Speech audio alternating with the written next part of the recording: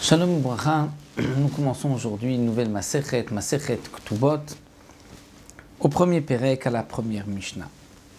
Nous allons donc dans cette Masechet parler donc de la Ktuba, c'est-à-dire de l'engagement d'un homme vis-à-vis de sa femme au moment de son mariage.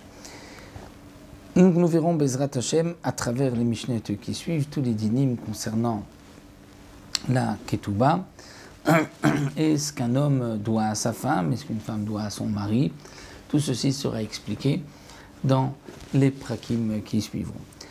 Tout d'abord, la Mishnah nous dit Betula, une jeune fille vierge qui ne s'est jamais mariée, Niset liyom harevi'i. Son mariage se fera le mercredi. Le mercredi, pourquoi? La Mishnah va nous l'expliquer tout de suite. Et la Almana, la veuve, qui était donc déjà mariée auparavant, l'Yom HaChamishi, elle, le jeudi. Pour quelle raison la Betula, la jeune fille vierge, doit se marier le mercredi? Shepa'amaim beShabbat, bate dinim yoshvim bayarot, parce que 2 fois par semaine, les tribunaux siègent dans les villes. Bayom hashinu b'yom HaChamishi, le lundi et le jeudi. Et donc, en mariant la Betula le Yom HaRevi le mercredi,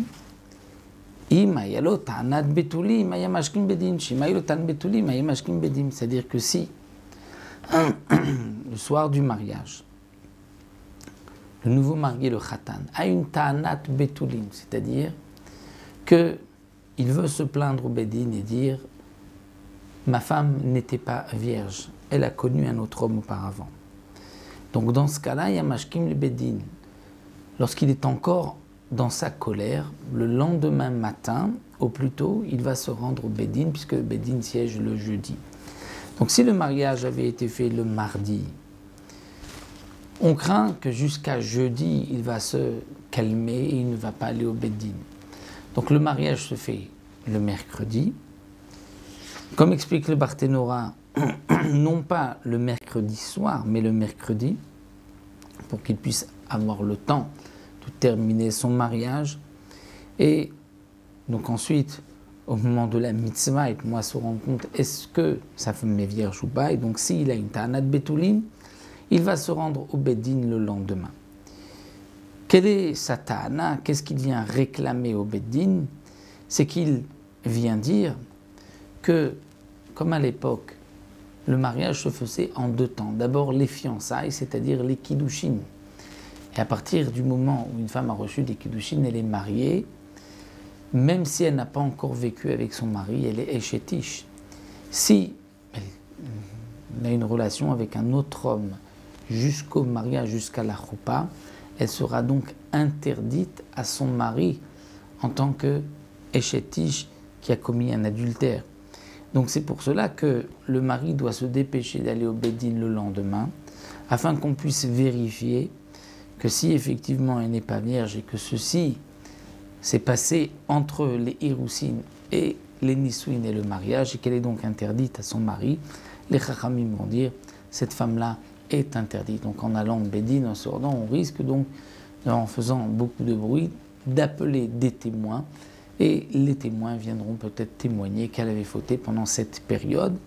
Et donc c'est pour cela qu'on ne la mariera pas le mardi, parce que si véritablement elle est interdite à lui, il vaut mieux qu'il se rende au Bedin au plus vite le lendemain pour qu'elle lui soit donc interdite, puisque que le Bedin tranche qu'elle est interdite. Donc pourquoi, demande la Gemara, on ne ferait pas le mariage non plus le dimanche, puisque de toutes les manières, le Bedin siège le lundi.